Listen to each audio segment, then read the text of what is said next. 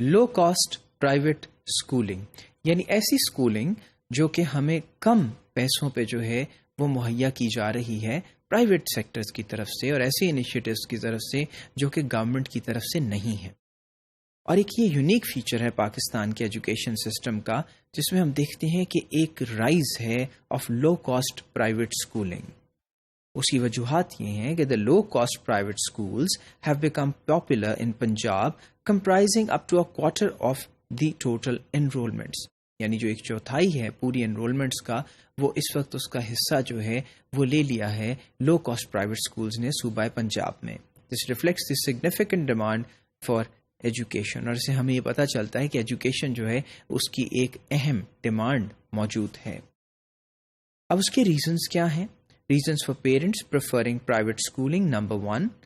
یہ schools located ہوتے ہیں لوگوں کے گھروں کے قریب،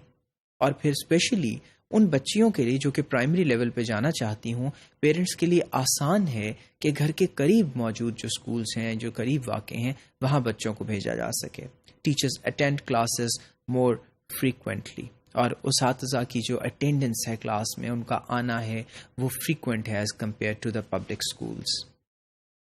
اور پھر the quality of teaching at the middle and secondary levels when examination preparation becomes important is likely to be better. اور پھر ہم یہ دیکھتے ہیں کہ جب مڈل اور سیکنڈری لیولز کے امتحانات کی بات آتی ہے تو جب اس کی پریپریشن جو کروائی جاتی ہے اس میں ہم دیکھتے ہیں کہ پرائیویٹ سکولز عوام کو ایک بہتر آپشن کے طور پہ نظر آتے ہیں. اور کوالٹی آف ایجوکیشن جو اوور آل ہے وہ ریلیٹیولی ان پرائیویٹ سکولز میں بہتر ہے، کیونکہ یہ زیادہ ایفیشینٹلی کام کرتے ہیں، اور ان کی ایفیشنسی یہاں سے ظاہر ہے کہ ٹیچرز کی جو سیلریز ہیں وہ ریفلیکٹ کرتی ہیں the amount of work they do and the quality they put into their performance and their work. اور پھر کاسٹ آف ایجوکیشن جو ہے ڈلیور کرنے کی وہ بھی کنسیڈریبلی کم ہے اگر ہم پبلک سیکٹر سے اسے کمپیئر کریں.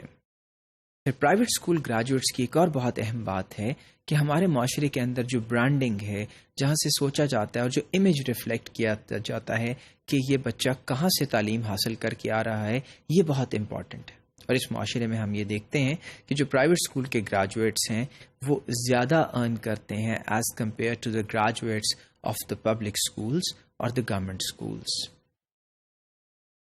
Finally, یہ جو انسائٹس ہیں from the experience of private schools can help formulate policies aimed at delivering effective schooling in the government sector.